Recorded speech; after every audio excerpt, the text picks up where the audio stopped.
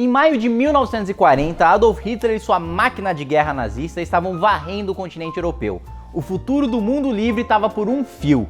Um Estados Unidos isolacionista estava a um oceano de distância de toda essa turbulência. Felizmente, houve um homem que se manteve entre o aparentemente invencível exército de Hitler e uma derrota esmagadora. Esse homem era Winston Churchill. Ele nasceu em 30 de novembro de 1874. Apesar de o vermos como um estereótipo do inglês, na verdade, ele era metade americano. Sua mãe, Jane, era filha de um rico especulador de ações em Nova York. Seu pai, Lord Randolph Churchill, era da nobreza inglesa e uma grande figura política. Nos seus primeiros anos na escola, Churchill reconheceu o poder das palavras. Por toda a sua vida, ele as usou com tremenda habilidade. Elas nunca o desapontaram. Ele ficou famoso inicialmente como correspondente de guerra na década de 1890, cobrindo conflitos em Cuba, norte da Índia, Sudão e África do Sul. Churchill usou suas conexões familiares e sua própria fama para se lançar na política. Sua maneira confiante e oratória incomparável faziam dele um líder natural. Durante a Primeira Guerra Mundial, ocupou a posição chave de primeiro Lorde do Almirantado,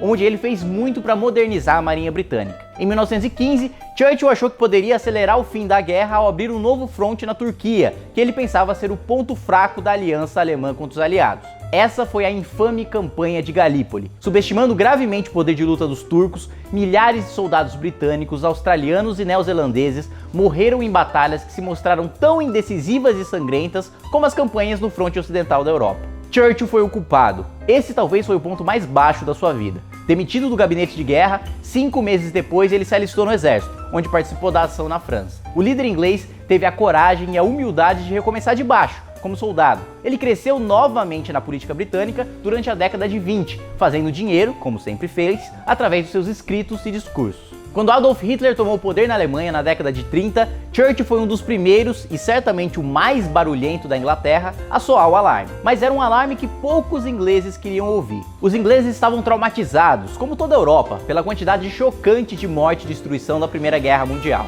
Ninguém queria encarar a possibilidade de que poderia acontecer de novo.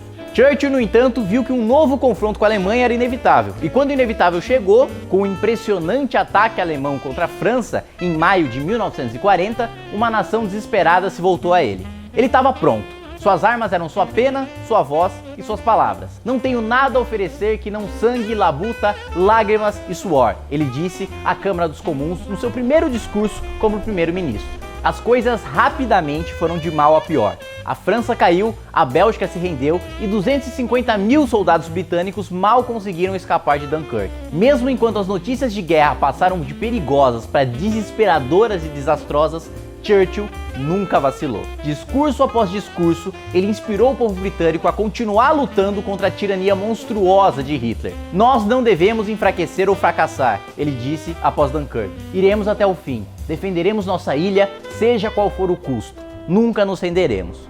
O grande mérito de Churchill em 1940 não foi ter impedido a invasão alemã, mas ter impedido que o governo britânico fizesse um acordo de paz. Se Churchill não tivesse sido primeiro-ministro, o secretário de Relações Exteriores, Lord Halifax, teria sido no seu lugar. Halifax era a favor de negociar com Hitler. Os termos do ditador alemão provavelmente seriam muito razoáveis, porque Hitler queria lutar uma guerra de um fronte só contra a Rússia, e um acordo com a Grã-Bretanha teria permitido que ele fizesse exatamente isso. Churchill fez com que isso fosse impossível. Se ele não tivesse animado o povo britânico enfrentando derrota após derrota, prevenindo Hitler de concentrar seus esforços na Rússia, toda a história do mundo livre teria sido muito diferente e, sem dúvidas, muito mais sombria. Churchill foi, sem dúvida nenhuma, o maior homem do século passado. E agora, você tem a oportunidade de homenageá-lo. Esse moletom, além de conter uma frase épica do líder britânico, "A história será gentil comigo, pois eu pretendo escrevê-la", também tem uma ilustração exclusiva do MBL, feita por nós mesmos. Você pode comprar em loja.mbl.org.br.